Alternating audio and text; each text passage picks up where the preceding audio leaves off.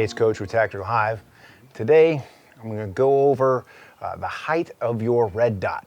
How we got where we are now, right? Everybody wanting to go with those Unity risers, nice and tall. Anyway, we'll take you through from the origin until what we're using today, right after this.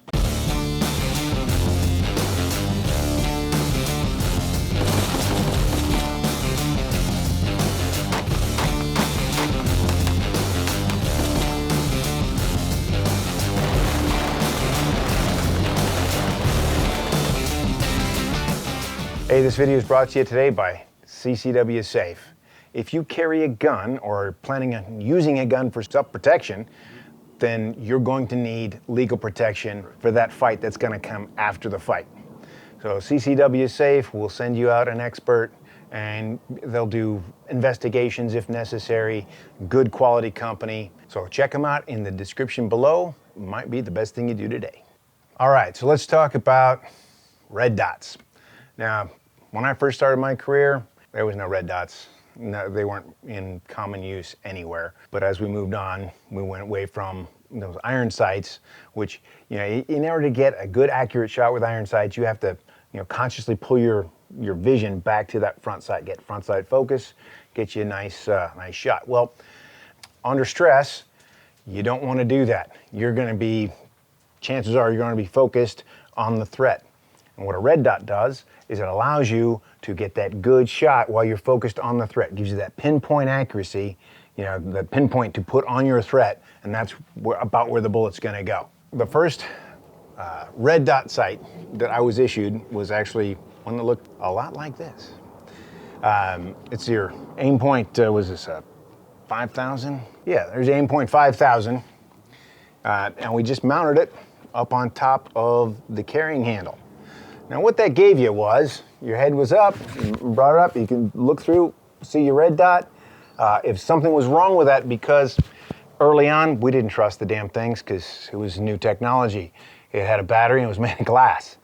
Oof, that's different, right? So anyway, you bring it up, you saw the red dot, great. If not, you can bring your head down, scoot your head in, see that front sight, and then you got an accurate shot straight away. So this is where we started. It worked. Now notice that the bore is right about this level here and your red dot's here. Okay, so we would sight these in about 50 yards. Now inside of 25 yards, you had to be aware of this offset. So instead of like putting that red dot right between the eyes of the threat, you put it on top of his hairline, in close, and then instead of hitting him in the teeth, you're gonna hit him where you want to. So it's just a matter of knowing where to put that red dot. And nothing's changed because it's still the same today, right? Now, we weren't running around with nods on our head either then. Then we started running around with nods. So with nods, this was the next evolution here. Most everything that we did outside at the time was done on IR. So you had your IR laser and you just put the laser on the guy and add pressure. That's where your bullet's gonna go. So we're still running the 50-200-0, right?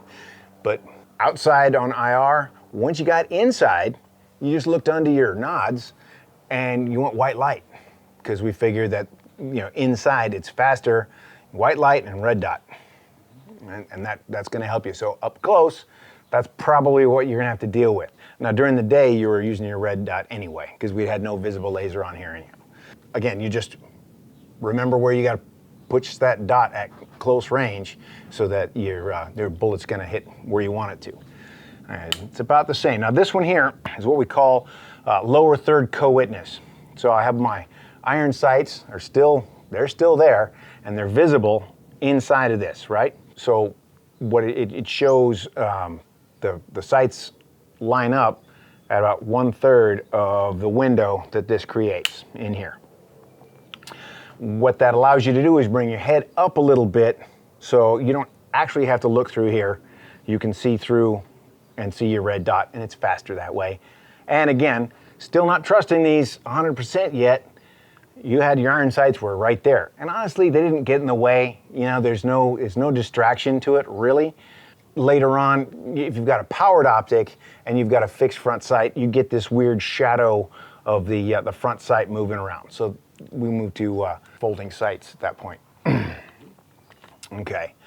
Now, these days, we're trying to keep the emissions down, all right?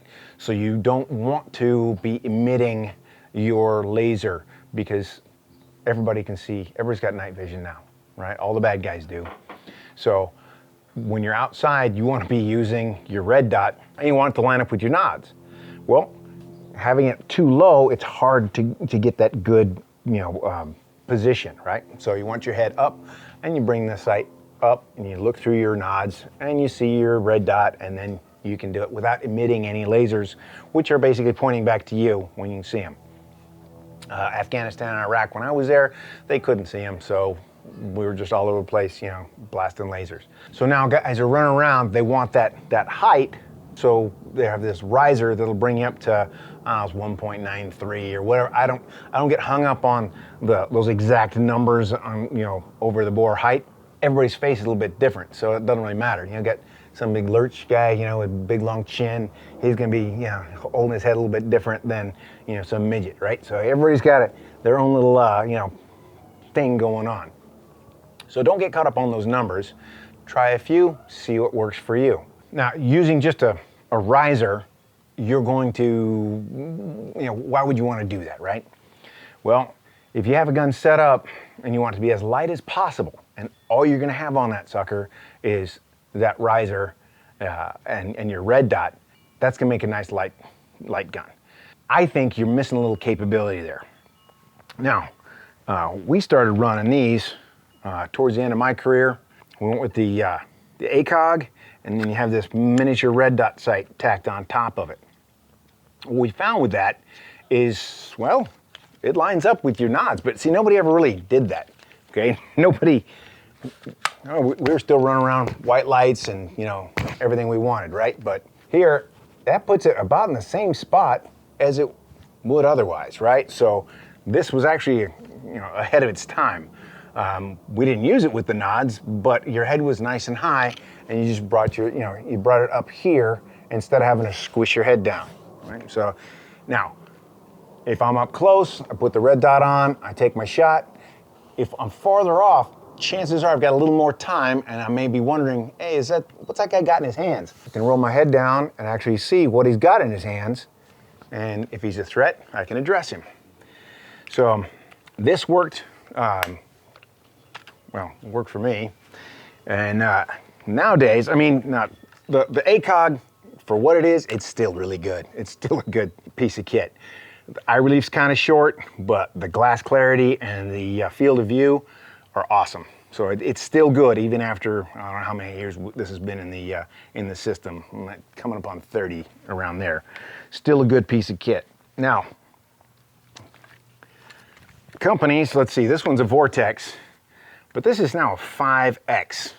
So I've got 5X, where that one was 3 or 4, I forget. I don't know, you look through it. So this one's a 5X prism, and it's got a spot to put that red dot on there. And if you measure it out, it's about that riser height, so you're already there. Now, this one here, it says is a Vortex, and it was the smallest one a year or two ago when I bought it. Primary Arms now has one that's coming out. I don't think it's hit the market yet. They got their 3X out there, and it's tiny. And then that 5X is even smaller than this. And their ACSS, yeah, there you go, reticle is awesome. So I'm waiting for one of those, give you a review on that.